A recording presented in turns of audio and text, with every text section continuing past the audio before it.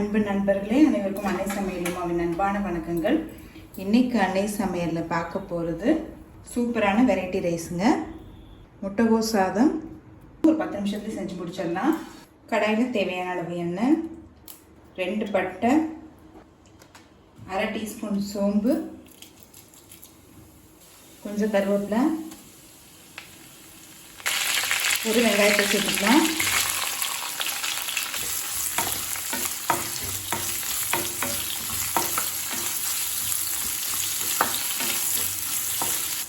அரை டீஸ்பூன் இஞ்சி பூண்டு விழுது,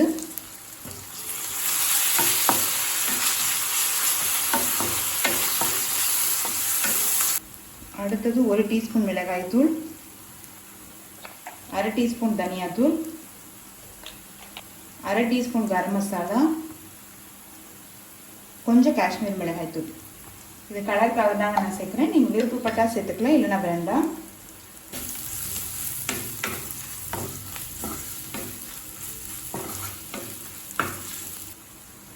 அடுத்தது இதில் 1/4 கப் முட்டைகோஸ் சேர்த்துக்கலாங்க.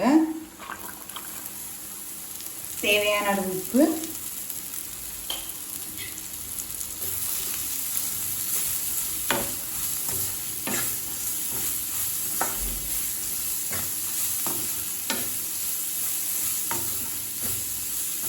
இப்போ சேர்த்துட்டு நல்லா வதக்கிக்கலாம்.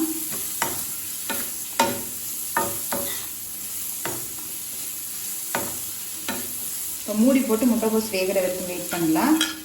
அடிப்பிடிக்காமல் இருக்க கலரி மட்டும் விட்டுக்கிட்டே இருங்க.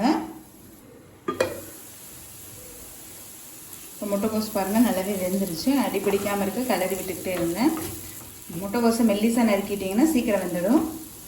இப்போ அடுத்தது இதில் சாதம் சேர்த்துக்கலாங்க. 2 கப் சாதத்தை சேர்த்துக்கிறேன். கொஞ்சம் நெய் சேர்த்துக்கலாம். இப்போ இதை நல்லா மிக்ஸ் பண்ணிக்கலாங்க.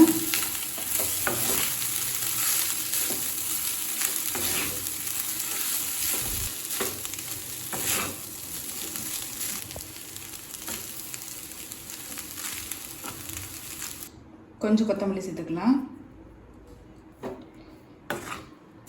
இப்போ முட்டைகோஸ் சாதம் ரெடி ஆகிடுச்சுங்க. சர்வ் பண்ணிடலாம்.